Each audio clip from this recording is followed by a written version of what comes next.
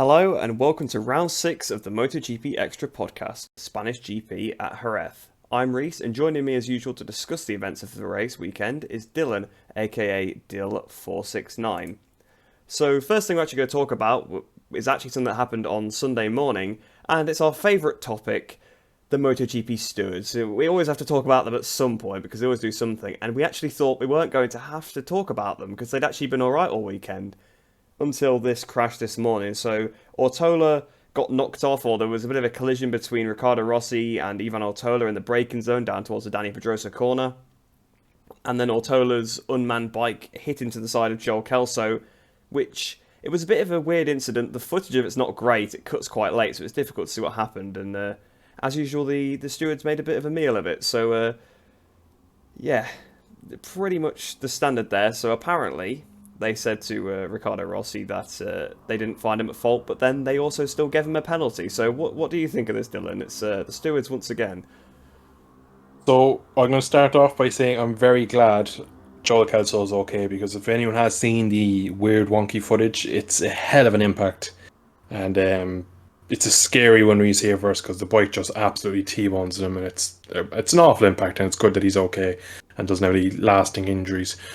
But we're getting all this from Twitter. Simon Patterson, who's a brilliant MotoGP journalist, tweeted saying, "I don't understand the MotoGP sanctions, blah, blah, blah." Riccardo Rossi replied to him saying how basically Race Direction said, "Look, we reviewed it. At first glance, we thought it was a penalty. We gave you a penalty. We gave you 2 long lap penalties." Then he said, "Well, I did nothing wrong." They agree with him. Go, "Yeah, we actually can see from this camera angles that we can't see. We only have it's kind of like a panning camera. It just turns just after there's contact, so you don't really see how the contact came about. You just see a bike on a missile track to the side of Joel Kelso." But basically, he said, "Yeah, the stewards were like, yeah, we agree with you. You didn't do anything wrong. We'll knock off 1 long lap penalty." And he's like, "Why don't I get my penalty removed?" He goes, "Well, we need to penalise someone to stop people from weaving on the straight and set an example." So he's done nothing wrong, and he ended up crashing out of the race. Spoiler alert, unfortunately, he had a bad race. Long lap penalty didn't help. But they gave him a penalty just to penalise someone for the incident. It's mind-boggling. It's a joke between me and Reese at this point that when we start the podcast, we have to get the stewards' corner out and we have to go through everything they've done wrong. And before we set up this podcast, we were like, geez, they actually haven't done anything this weekend. They were pretty good. Everything was normal. Any penalties they gave was right. Like, they gave penalties in qualifying for riders dawdling. Everything seemed okay. And then they go and do this Sunday morning. They went and they ruined it. Like, that was just mindless. Like, I understand where they're coming from, where we have to set a standard for weaving on the straight. But penalising someone who hasn't done anything wrong to set an example is not the right way to go about it. So Riccardo Rossi's weekend was ruined. It makes no sense. It does no sense to it.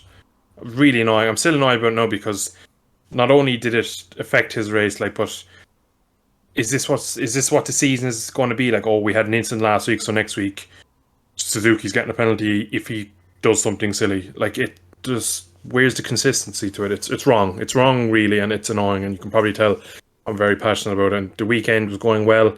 I was not after making any predictions for the stewards to make a stupid decision. They had to go and ruin it Sunday. And we can hope for Le Mans. We'll try again in Le Mans. We'll see how they do in Le Mans. I don't hold my breath, though. Yeah, and the reason they gave also makes no sense because they don't penalise people for weaving on the straight. That's why it still happens. But yeah, I guess it's, we don't know what they do up there. But either way, then let's enough about that. Let's head into the actual race itself. And there's one thing that I did actually want to note, something that we did mention last week, that we were saying that the KTM in Moto3 is starting to look like a bit of a better package than the Honda, because the front group was all KTMs and the Hondas were pretty far behind, and that seemed to continue this week. And I actually have down here sort of the factory KTMs, because with the IO bike at the front, which obviously that is probably the factory KTM team, even though technically I suppose everybody has the same equipment, but there is still that team that's literally in the same colours as the MotoGP factory team. Same with the Tech 3 one. Then you've got the 2 Gas bikes. Well, that's technically the official Gas team. You also then had one of the CF Moto bikes up there as well, and a Husqvarna, which is the same thing as the 2 Gas bikes. So it's almost as if like maybe it is partly down to the fact that maybe those teams do have slightly better equipment, being the actual official versions of the team. But even still, the KTM bike seems to be a little bit better. What did you think of the sort of poor performance for the Hondas this weekend?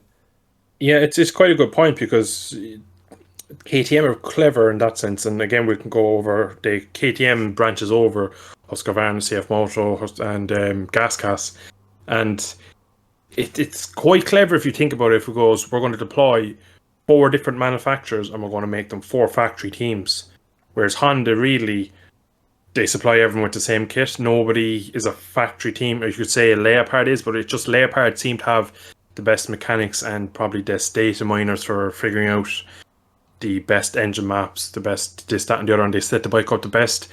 Whereas the IO team, the GasCast, the Husqvarna, like Max Racing, like they're all really good teams, and they all seem to have a really well dialed in bike.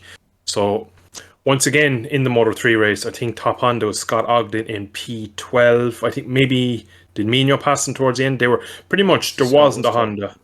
Scott was top, yeah, Yeah. so I was right. But there wasn't a Honda in the top 10. There was one in qualifying. Foggia qualified in front row. He went backwards.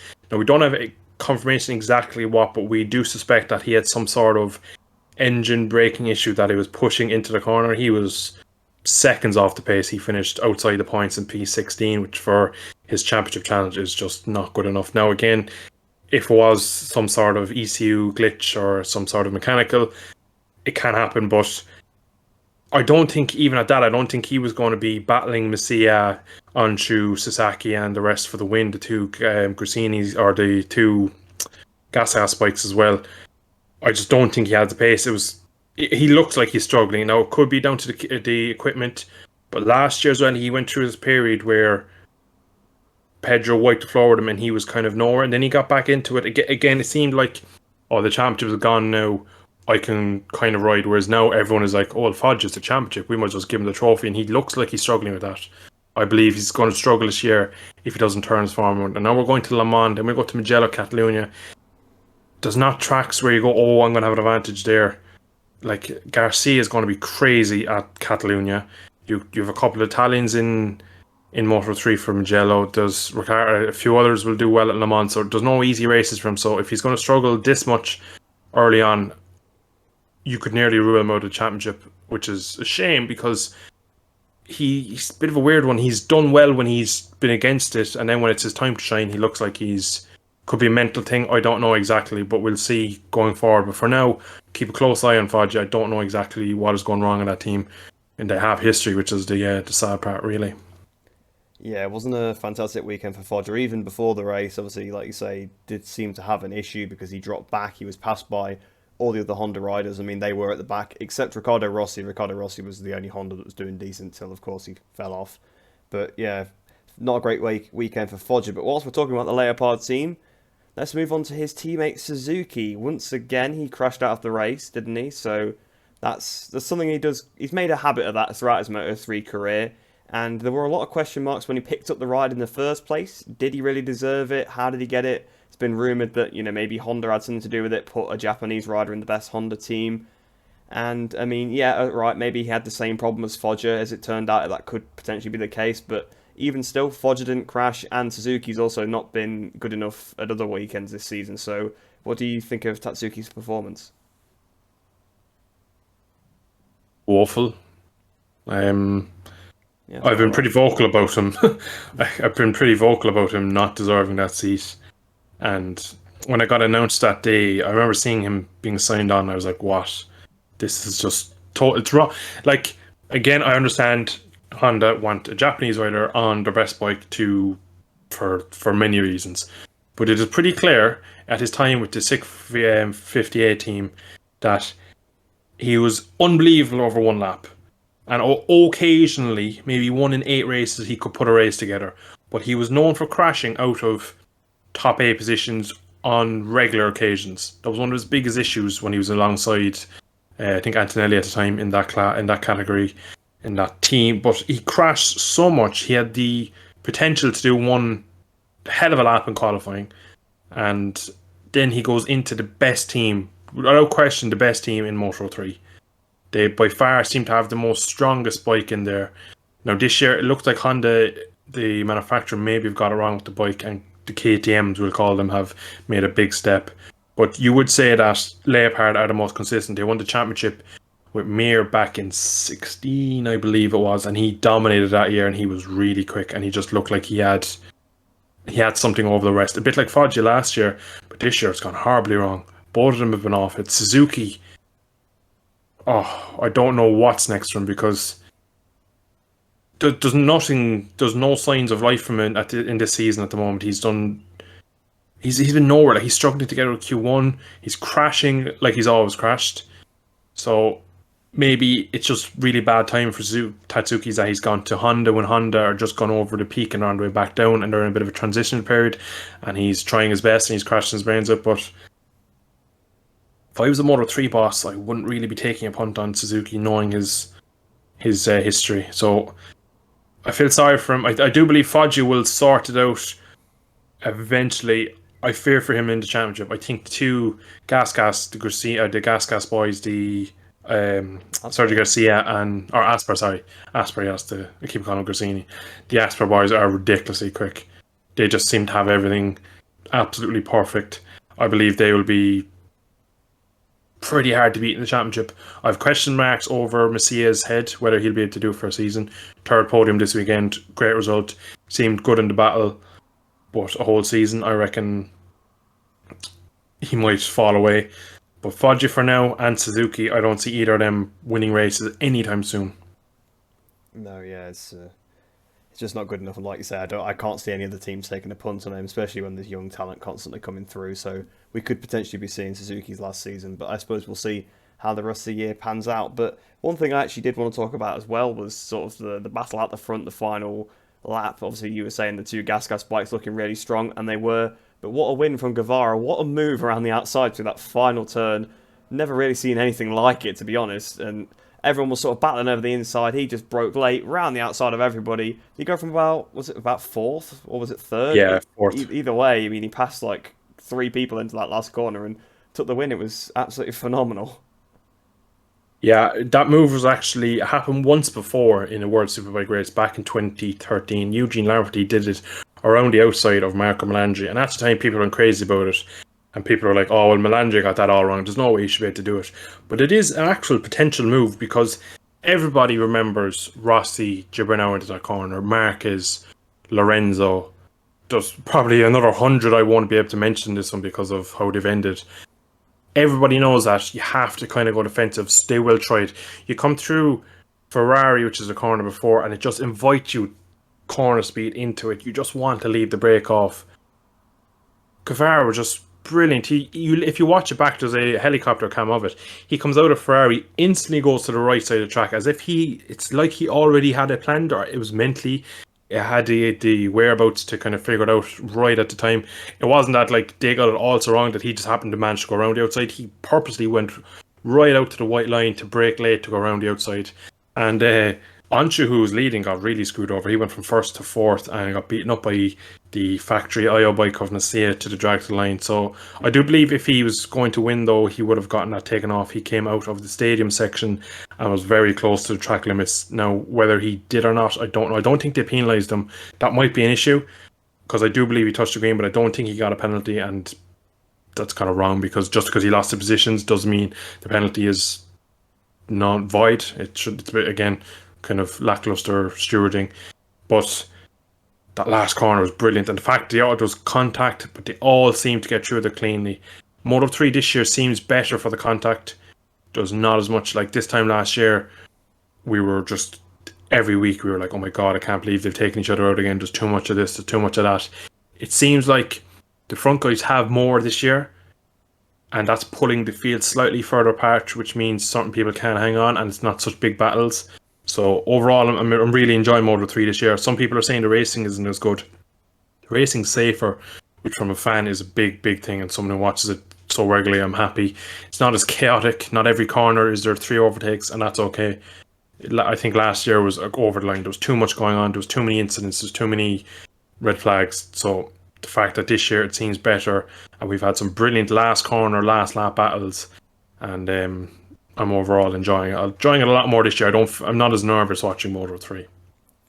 Yeah, that's actually a good point you mentioned about the front guys having a little bit more and actually leaving everybody else. That's not something I particularly actually thought about so much. Obviously, I was noticed more that the KTMs are pulling away, but yeah, the actual top riders seem to be the same riders week in, week out, which isn't always the case in Moto 3, are the ones actually getting the top positions. The faster riders do seem to be able to pull away a little bit more this year, so that is actually quite interesting. But we'll move on to Moto 2 now then, and we may as well get out of the way something that's quite disappointing. The British riders, they looked like they were going to be very, very fast based off the free practice. And actually, I had got down after qualifying, because we make notes throughout the weekend, that I was actually going to mention Sam Lowe's sort of being back on form because he qualified so well. But sadly, he was back on form. So we all know how that ends. And sadly, he crashed. And then, was it even about a lap later, maybe? Jake Dixon also crashed, making a move on Aldeguer into the last corner. Now, at least for Lowe's, that's the first mistake we've really seen from him all season. But Dixon, this is 2 in a row, third this season. It's not really good enough. The pace is there, but the consistency is not. And taking out another rider as well is never what you want to do. Yeah, Sam was P3 and he believed himself he could have got pole on Saturday. He did say he got held up by his teammate and said he just kind of got flustered towards the end of the session. Got a bad start, again, trademark. Yep. Had contact with Chantra, I believe it was, into turn one. He had to sit it up and he went backwards. And to be fair, for a few laps, I was kind of watching him and goes, this is typical Sam Lowe's. He'll start P2, P3, bad start, kind of get beaten up, be P7, and he'll finish P5. But he actually, at a point of the race where it's kind of not usual, he managed to make places up in the first 6 or 7 laps, got back into the group, and I was thinking, this is going too well for Sam. This is going far too well. And managed to pass Chantra, and then, of course, he tipped off in Aspar, I think it was, turn 8. Yeah, so, again, the biggest issue was the track temperatures were, for the Moto2 race, was the hottest it had been all weekend. The Brits, if history stands to repeat itself, always struggle when the temperature gets hot. They don't grow up on 45, 50 degree tracks in Donington and the Holton Park. You just don't see that temperature there. The Italians, the Spanish, the French, they all have that knack for when the bike is moving and they don't have grip, they can still keep it rubber side down. They can two-wheel drift around the track, whereas from what I've seen over the last 5 years, the Britons can't do it. They just don't have it. When the track is cold, when there's low grip and everything's like that, then they're there. When it's wet, they're there. They have their best situations. But with the World Championship, and we're going through now Jerez, Le Mans, Mugello, Catalunya, Assen, they're all going to be 30 degrees plus for most of them races, bar maybe the odd one might get a wet one in Assen as a common one. Le Mans will probably be cold. Yeah, maybe Le Mans. Yeah, usually Le Mans is either ice cold or it's like hot with a bit of a breeze. So we'll see. Again, you could see the British. There could be a double podium next week for the Brits if it's cold there. They're limited by the temperature of the track a lot of the time. It's disappointing because Sam Lowe's is in arguably the best team in Moto2. You could say the IO team, maybe last year's champions. They're struggling this year, really. And yeah, they're not really on it this year. Looking better. So you would say, again, you look back at, they had Mika Kallio, they had Rabat, they had lots of championship caliber riders. They won a good few championships. Oh yeah, forgot about him. And another Brit who crashes brains out nowadays. Yeah, exactly. How's that BMW feel? But he just crashes when, like, he crashed out of P4. Like, it's not like he was 2 seconds off the lead and 2/10 away, and each lap was building. I made a joke before the podcast that Sam Lowe's will be in P2, 5 seconds from the lead, 5 seconds from third place. He'll take a 10th out for 2 laps around, then he'll bin it. There's just like, you're like, geez, were you really going to make up a 10th every lap for 50 laps to win it? No, you weren't. You weren't going to do it. You just should have stuck to your pace. Now, Neil Hodgson said, look, he did nothing wrong. On a track like that, you could say that you did nothing wrong. He probably did the exact same thing. But it does seem like Sam does it more often than the others. Chester Vietti did not have the pace, so he didn't crash. So you could say the same about Iagora. It was the same for him. Why didn't he crash if he did nothing wrong? There's going to be minute mistakes, and that's where Sam for me, he'll never be a champion in Moto 2, unfortunately. He won't be able to put a whole season together at the top level against these current crop of riders. Yeah, it does look that way. So a bit of a shame there for Sam Lowes. But on a bit more of a positive note, we'll talk about someone that did an amazing job this weekend, and not actually the race winner, but Aaron Canet. I mean, how did he do that? How did he get second place after the surgery he had? Because after the last race, where there was a weird crash due to the rain, everyone falling off, he managed to injure, was it the radius bone, I think, what he injured? He had to have surgery on that on the Monday, and then he's back on the bike by Friday. All weekend I was impressed with him. Again, like I had written down for Lowe's after qualifying, I had the same thing written down for Canet, that what a job he did to grit his teeth. But then even better in the race. I mean, it's one thing to do it over one lap. We've seen it done in the past before. We saw it with Marquez a few times last year. He could put one lap together when he was injured. But to actually do it over that whole race distance, and to be honest, he looked fairly comfortable. He got overtaken by Arbolino at one point, was able to fight back through, so he never dropped back through. So, fantastic job from Canet there.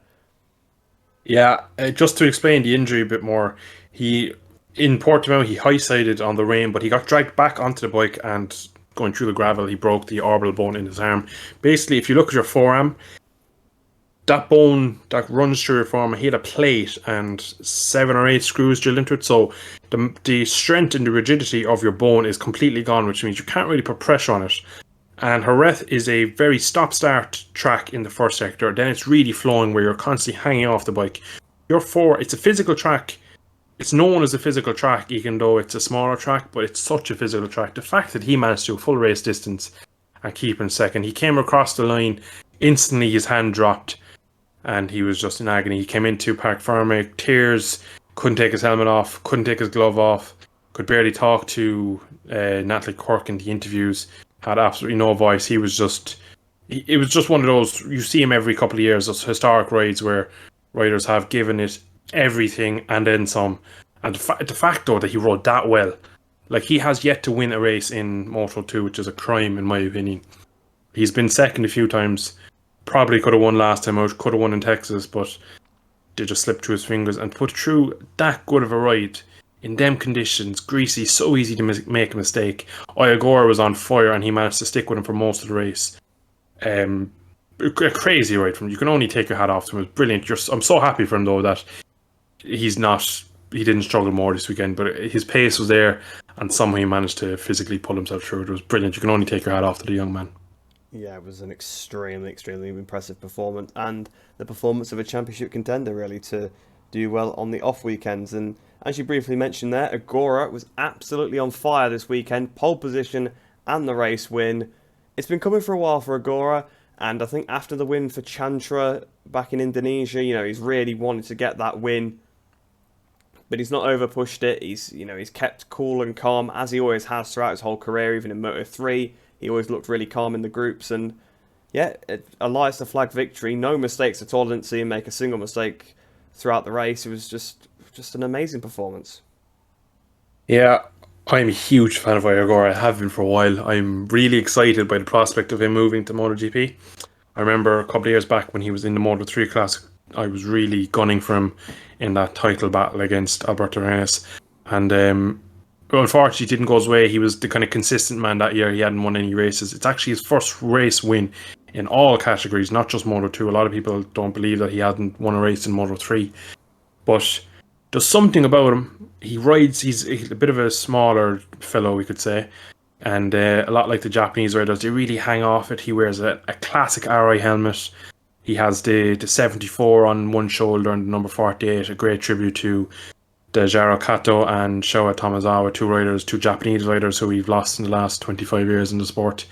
He's just a class act. He's very hard on himself though, which is weird. It's probably the Japanese mentality. I remember a few times this year he's had podiums. He's like, well, I wanted to win, so we're not satisfied yet. And he's finally got it, and he smiled today, and he was happy, and he was joking around. There's just something about his riding style. He reminds me of Danny Petrova's a bit. Again, same stature, the RI, the way he gets off and uses his body. Oh, he's a class act. I can't wait to see him in GP, and I truly believe he will probably, maybe around Aston Germany time, we'll hear that he will be replacing Taka Nakagami in the Moto2 class, or MotoGP class, I should say. Yeah, I'd be surprised if that deal's not already done. Just it's probably a Yeah, formality now. It is around about this time that we get some contracts negotiations. So that might be something interesting that we get to talk about on maybe the next episode. Perhaps there'll be some yeah, contracts, something like pen to that. paper. But we may as well talk about the championship leader then, Celestino Vietti. And this weekend, he didn't really seem to have the pace at all. He struggled a lot. But again, like you said earlier, he did bring home the points, which again is a champion's ride. But there was something that I'm a little bit concerned about. Now, that's kind of 2 weekends in a row where he's not really had the pace. He got very lucky in Portimao, really, that he managed to get that second place. Because if you think about it, the top nine crashed effectively. So you put him behind those nine people. He's outside the top 10 there. So it wasn't a great, he didn't really have that much pace in Portimao. And then again here, he seemed to be struggling as well. Are we potentially seeing a case of it was the first few races that were a bit weird that maybe helped him out, or is just maybe just a little bit of a blip and he'll be back for Le Mans next week? It's still very early to say, but I will say I picked him at the start of the season, my dark horse. It was his rookie year last year. He struggled at first. He took a while to adapt to the Moto 2 Kalex bike.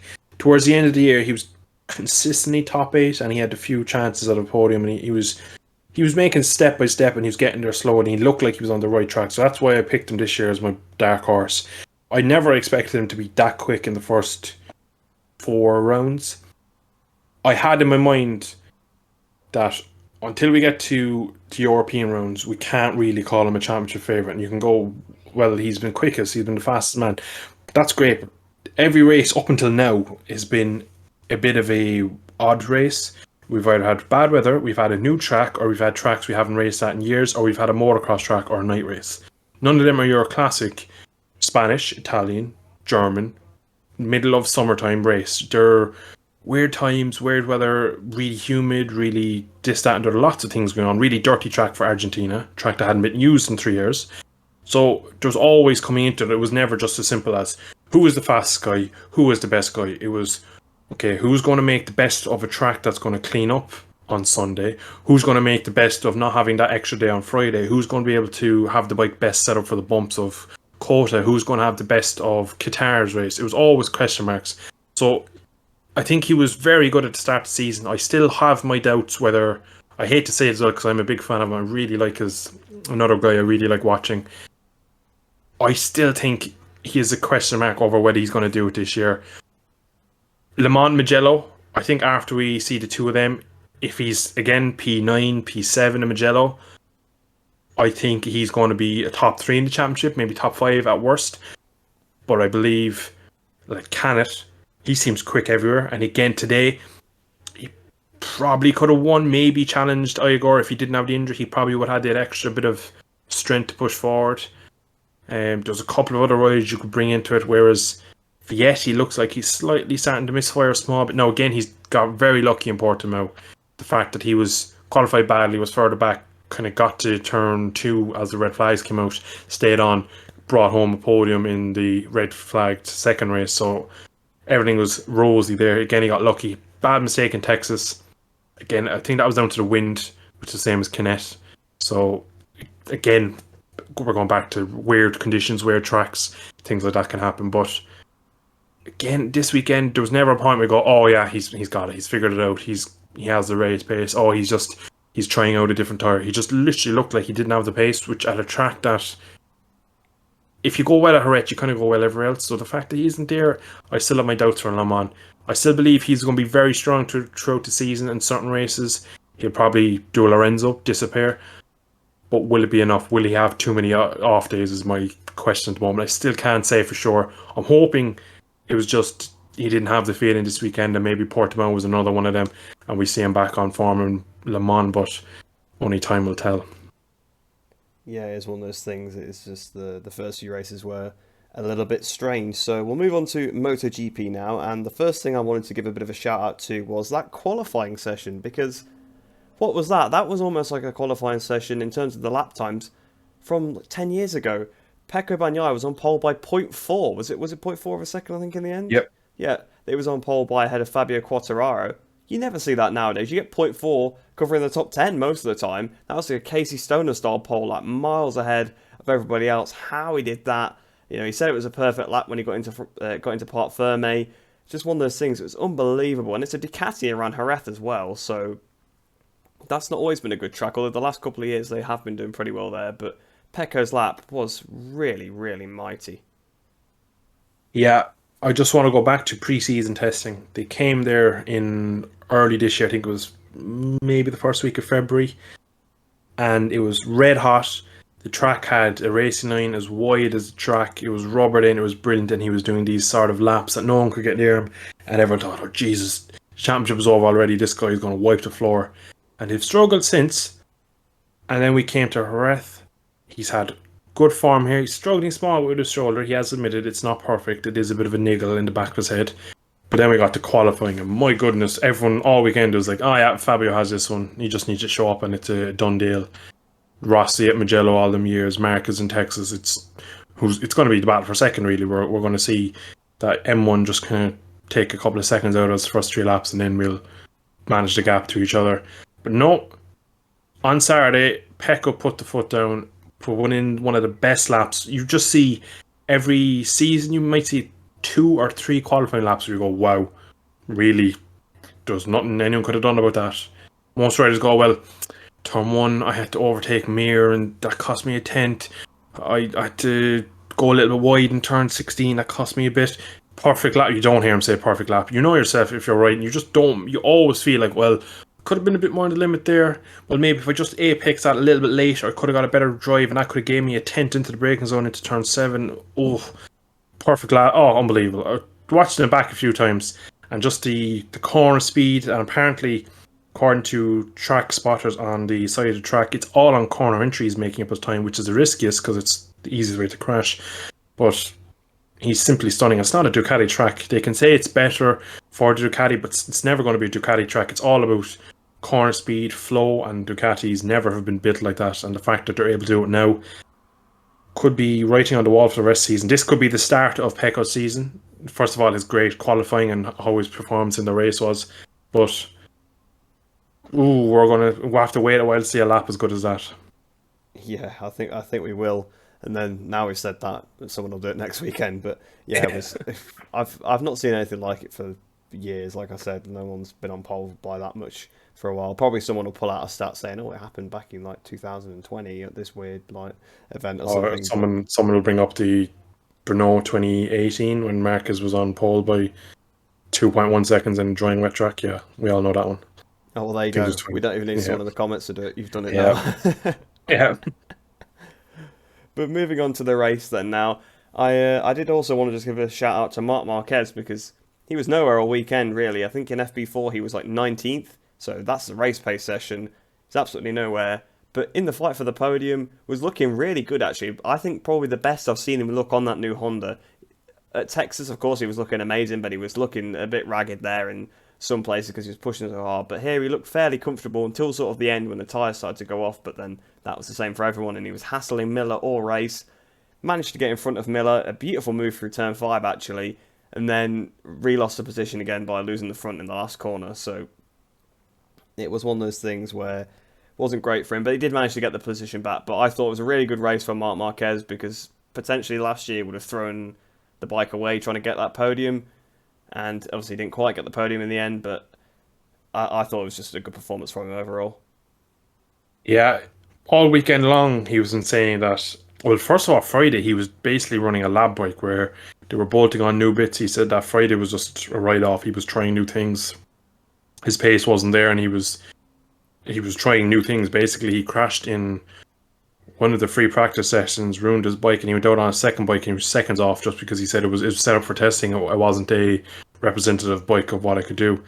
Saturday, he did well to get a tow to get into Q2. I believe if he had to go through Q1, I don't reckon he would have made it.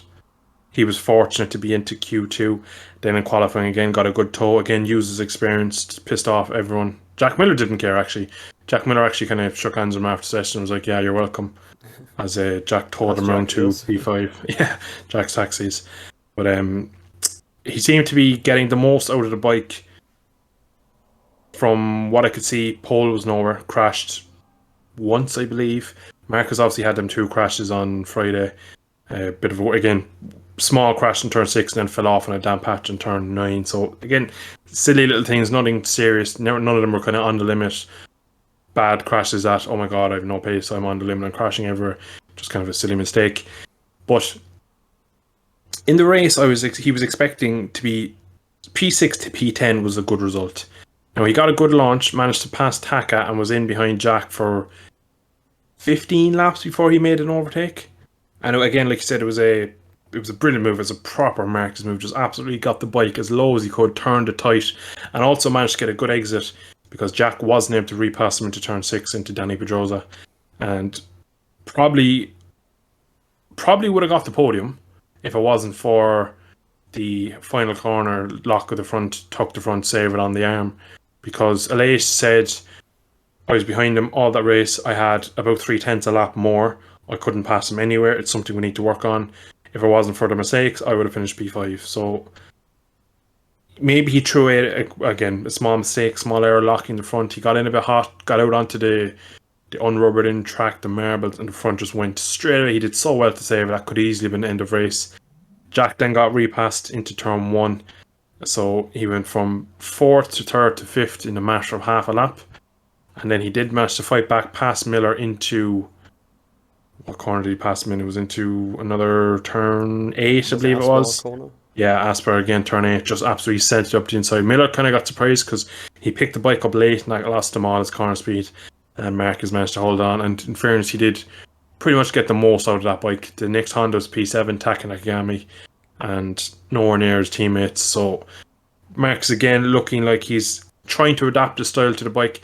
Tomorrow, which will be the day you're listening to, so Monday, there is another test there, and apparently Honda have a lot of things to test. So maybe Le Mans, usually Le Mans as well, again, like we say, colder temperatures, we could see a really quick Marc Marquez, and maybe the rest of the Hondas too. Yeah, hopefully, because it's good to see all the manufacturers being at the top, and it looked so promising in pre-season, that Honda, but seems to have struggled so far, although I can't say it probably helps them when their test rider crashes 2 times in the race. It probably doesn't do them much good, but a good weekend for Marc Marquez. Let's talk about someone that had a poor weekend. Talk about Alex Rins. Once again, starting from right at the back of the grid, but this time he wasn't able to do his amazing first lap like he did at Portimao. I've seen the footage of that now. Obviously, last time we hadn't seen the footage yet of that first lap, but what an amazing move it was around the outside into turn 1. But sadly, this time he wasn't able to do the same thing, and then he lost the front through the quick rights. How he stayed on, I don't know. It's a very, very tricky corner, and it's a scary place to lose the front, but just didn't look like he was on it. Just looked like he was struggling all weekend, really. Yeah, it was turn 11, which is Alex Crivier, the first ever MotoGP Spaniard champion, and it was where Alex Rins basically ended his 2020 title push in Rome 1. Corner. He went through there, had an almost identical crash, except this time he didn't crash. He went through the corner, he lost the front, but because he has a weird riding style, he can kind of catch them. But this time, well, in 2020, it went, and he had to pick the bike up before he got to the gravel. As he picked it up, it kind of went the other way. He got thrown all across it. There was a pretty good slow motion of him literally cartwheeling upside down. Broke his left collarbone and raced for the rest of the season injured. And that basically let his teammate win the championship. He would have been a good fight that year for the title. This year, exactly the same. Lost the front. It just started to slide, kind of two-wheel drift off. He managed to pick it up, ran through the gravel back to the back of the grid. Fought his way back through, but all weekend long he looked like he was missing something. Yeah. It's interesting to see because he's been the consistent man, which is ironic this year. Now, I was kind of happy he's brought it to the flag again because I know as soon as he has his first crash, everyone's going to be like, oh, Alex Rins is back. It was just a blip. And I do like Rins. I like watching him. He's a fabulous rider. And even with all his crashing, I still believe he's a great fit for Suzuki going forward. I think he seems to be a good development rider. He gets a lot out of the bike for them. So I hope he has a good round again in Le Mans. I don't want this to be a blip and a slow kind of downturn again. I hope that Le Mans, I hope he qualifies well because that's 2 races in a row now where he was probably over the limit in Jerez because he had to. Well, he probably had nothing to lose starting last. If I crash out of P16 trying to catch the points, I'm not going to get anything anyway. So that's probably what happened. Maybe he learned something in the rest of the race for going forward on these really slick tracks with their high temperatures. But again, modern day MotoGP, you're not going to qualify last, and really, you're not often going to qualify last and get a podium or top 5 or even a top 10. So that's his biggest issue now is qualifying. If he has to get through to Q2 in Le Mans for a good race weekend. Yeah, definitely. Modern day MotoGP qualifying is almost as important as the race now. You can't do what Valentino was used to do, not qualify too well and then still win the race anyway. You got to start well and you've got to qualify well now. But we'll go back to the leaders now then. So obviously we spoke about Bagnaya's amazing pole lap, but he had an equally amazing race really, along with Fabio Quartararo. They were in a league of their own. They were 10 seconds ahead of everybody else. Probably was even more than that by the end. I remember just seeing it was about 10 seconds towards the end of the race of that fighting trio behind with Aleix, Mark and Jack fighting over that third place. So a massive gap in qualifying, massive gap in the race. Beautiful race from Bagnaia. Didn't put a foot wrong. Fabio, to be fair, basically the same thing. He couldn't really get past because he was on the Yamaha. He couldn't, obviously, he'd lose the time on the straight. Not that there really is that much straight here at Jerez, but I mean, that's a couple of attempts he'd lose there, so he couldn't attack into Dani Pedrosa corner. And he couldn't really get past anywhere. Had to drop back to let his tyre cool down. But because Pecco had such good pace, their pace was so similar, he didn't have enough of an advantage to make the pass. He said it himself after the race. He knew if he didn't pass him in the first 3 laps, he was gonna finish behind him. So fantastic race from both riders out the front. Bagnaia controlling it from the front. Bagnaia seems to be back now, like we said with his qualifying lap. He's on it. GP22 seems to be working. Whether this is just a track-specific thing, because like you say, in the pre-season he was also super dominant at this circuit. So it might be just the fact that this bike works really well at this track. Guess we'll find out from now on. But it looks like Pecco's a bit more on it. Fantastic race from him and for Fabio as well. Yeah, Tardozzi was interviewed by BT about an hour before the race, and he was asked by Neil Hodgson, is there new bits gone to the bike to help you get this? He smiled and said, no, we've just basically dialed the bike in. He said, with the new bike, you have to kind of go back to zero. You don't know what will work with it. So he said it's just taking a few rounds, a few weeks just to understand what works and what doesn't work for that bike. So again, it could be this track. They could have just covered all the cracks with we have a decent setup here. We had a pre-season here. We had this, that, and the other. Le Mans, Ducati usually go well at. Dovi previously used to be quick around there. Obviously, Petrucci won there in the wet. It can be a bit of a stop-start track, which usually does suit the Ducati. So I would expect to see him quick there. Obviously, home race for Fabio. Fabio coming into this race weekend would have been thinking anything other than the win is a bad result. But his race was done on Saturday. Pecco risked it all on that qualifying lap, and that pretty much guaranteed him the win, barring a mistake from Pecco. It was kind of simple as that. Jerez, for all its amazingness and amazing layout and how fun it is to ride, it's not the best one for overtaking. Short straights, long flowing corners, you really need to have an advantage or be absolutely king, a Rossi or a Marquez type rider to be able to make overtakes at this track. It's just one of those places where you can get a Moto2 style race throughout the classes where the first 3 riders all have similar pace, but they can't really do anything with it. And again, Ducati in front of a Yamaha is just a nail in the coffin for Fabio. He's not really going to make the overtake. We saw last year he crashed after winning the title a few times, trying to just prove to Yamaha, if I go for it, I end up in the gravel. And again today, he managed his front tyre as well. He put all the pressure on Pecco, but there just wasn't a way through from Pecco. Was faultless today, and he was brilliant. He really deserved that win. It's great to see it now because this could just be that click. First win of the season for Pecco. He's done it Jerez. Now we're coming up to Mugello soon. Everything just starts to line up for Ducati. We were talking about how in Portimao that the M1 is working. Now we're going to get to Europe. We could see a stomp of race wins for Yamaha. Now a race later, and we're like, oh well, Yamaha couldn't win because Ducati were on it. What if they're on it from now on? So again, each week we have a new story. We have a new kind of angle to go about. So it really, MotoGP at the moment is so good, just because even now that we're into the European rounds, we're not like, oh well, Ducatis were still 0.7 off. Fabio won again by a 15-second margin. 0.3 in qualifying, topped every session the weekend, had some in the back pocket. No, he was on the limit, couldn't get pole, lost the race, and we have a lovely title battle. So there's still a big gap at the front, but I wouldn't put it past Fabio having a few more bad races where the Yamaha is underpowered and the other way, the Ducati stomping away. The issue for Bagnaia is there's a lot more Ducatis out there that can beat him. Jorge Martin, Zarco on his day. Miller, I don't believe if he's in the position to fight for the title, that Pekov he's in the battle for the title. I don't think Jack will take points off him, but you just never know with this sport. So top two did brilliantly. Hats off to both of them. They were just head and shoulders above everyone else in this race. Yeah, it was a great race. Hopefully that can be something we see going forward. I think now that we're into Europe, we are going to see people being more consistent at the front, and the GP22 seems to be picking up. But speaking of the bikes improving, I noticed this weekend that it seemed like some of the older bikes are struggling a little bit more. We had Bastianini and Bezzecchi were pretty close on track. Was that about the limit of the GP21? I think now that we're getting to this point of the season, a track where they've done lots of testing, are the new bikes starting to be a bit more dialed in than the old ones going to be a bit better? And could this be sort of the end of Bastianini's attempt at the championship? Because that's probably, it could set a bit of a trend. He's probably had his best races now. He's probably going to start finishing a little bit lower down on the older equipment.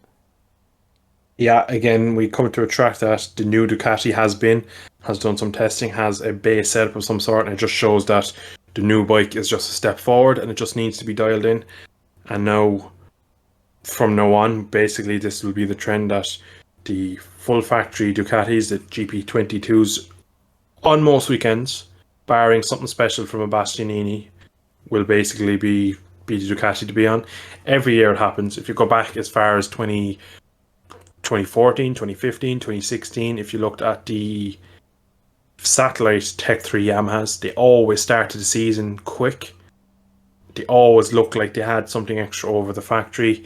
Then we get the Jerez, then we get the Le Mans, and then they would just start to fade off. And throughout the season, it just happens every year.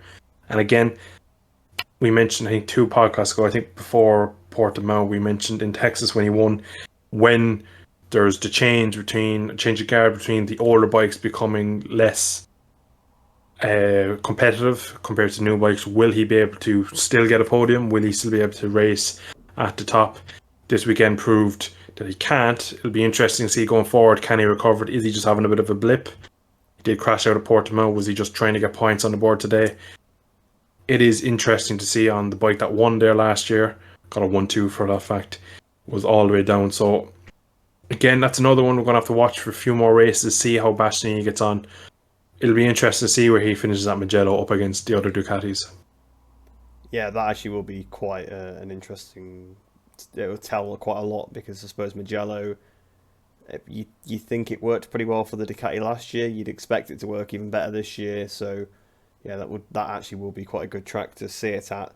But there is another rider I wanted to give a bit of a shout out to. Well, not so much of a shout out, but Aleix, yet again, just sort of under the radar, another podium. Remember last year when we were on about when will Aprilia get their first podium, sort of in the Premier class, and now it's not even weird that Aleix is there. Aleix is third place. It's like, oh, right, because he's won a race already. That's his third podium this season, I think, now, and he's just there being consistent. I've got some sort of Mir vibes going from him from 2020, and he's just there picking up points where everyone else is struggling. He's not really had a bad weekend aside from maybe Austin. Austin was probably about the only weekend where he struggled, but he's been there or thereabouts, sort of top 5, top 10, on the podium most races. So Aleix, he could actually be a dark horse for the championship, which, if you'd said that, 3-4 months ago, you'd get laughed at probably. Like, I can't believe how good that Aprilia is. It's now lost its concessions with that podium. I'm not sure exactly how it works. I think they lose them at the end of the season, right? I think they keep them for the rest of the year. Yeah, they do. That's how it works. So they've got to make the most of these concessions as they've got them. But whilst Aleix is doing well, where was Maverick today? I don't even know. 14. I think I looked at the end of the first lap and he was 20th. Yeah. So yet again, he did finish in the points, but his teammate was on the podium. Yeah, well, your teammate's third and you finished 14th, which I suppose that's also kind of a problem at Yamaha. I don't think any of the other Yamahas were even in the points, were they? So again, that was not great for them. But yeah, Maverick, can't see him keeping that ride much more, because they hired him as the superstar rider that would bring the wins now that Aleix has developed the bike, and now it's Aleix doing the winning, Aleix getting on the podium. So what again? I'm more and more impressed by Aleix as the season goes on. I would have thought he would have started dropping off by now after this weird start, but we're back in Europe, and that's another podium for him. Yeah, a lot of people that look at Aleix, he had the forward Yamaha. He was on Pramac bike all them years ago. People forget he was riding Yeah, when Pramac. he was first in Jesus, MotoGP. first when he first came up, he had a weird Yamaha, the forward Yamaha. He got a pole position on that. And a podium. And the podium. Jeez, yeah, I forgot about that. That was just a whole weird That CRT was a thing going weird on. race though as well, but he Yeah, still got on. that was Yeah, he had Aragon 14. 2014. Yeah, him and Yeah. Crutchlow towards the line. Yeah, Marquez crashed, Danny crashed, Rossi crashed. So again, bit of a weird one. But overall, people really doubted because he was beaten at Suzuki by Maverick. Inone looked better than him. So overall, he's always been like, oh well, he's not the best rider. It pretty is not anywhere at the moment. If they're really going to go anywhere, they're going to need an alien or an A-level rider, and Aleix isn't really that. He's a solid points man. But this year he's been on. It's hard to say if he's on his limit because he does not crash. And touch wood now, because I'd really hope that he can continue this. He seems to be able to ride at such. Now, again, it could either be he is in the peak of his career, that Aprilia is suited so well to him that he can ride it the way he wants, but he seems to be able to ride at such a level. When I watch Aleix, I don't go, oh, Jesus, he really looks like he's going to lose that rear tyre is smoke and he's going to drop back later. When I watch Miller or Marquez, every other Honda, I will go, Jesus, this could end in the gravel here. There's some riders you watch and go, I don't know about this now. Oh, Alex Rins last year was one. Aleix, for me, I watch him and I just like, yeah, he just looks so good. And that Aprilia is working so well for him. And to answer the second question, who will be there next season alongside him, I don't think it's going to be Maverick. Because Maverick has come out and said they need to fix the bike on the opening laps. I can't ride it. That was the exact issues that he had in... Exactly. That was the exact issues with Yamaha. And he went and tried to blow them up and said he'd rather retire than ride a Yamaha. You need to look inward at this point, and he has seen the coach, or the mental coach, the sports psychologist, and apparently that's worked. But now he had pace for the top. He had the pace for the top 6 or so in free practice 4 and FP3, and then the race bad start.